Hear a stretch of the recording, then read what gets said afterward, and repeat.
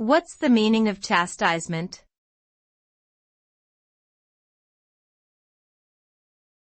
Chastisement.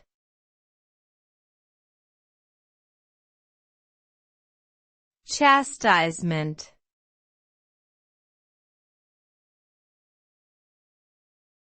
Chastisement.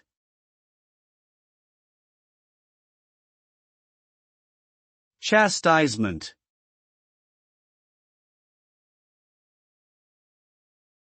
The term chastisement refers to a form of punishment or discipline that is intended to correct behavior. It is often used in the context of parental or authoritative figures reprimanding individuals for wrongdoing. Chastisement can take various forms, such as verbal scolding, physical discipline, or psychological reprimand. The result of chastisement may vary depending on the severity and effectiveness of the punishment. In some cases, it can lead to improved behavior and a greater sense of responsibility among those who are punished.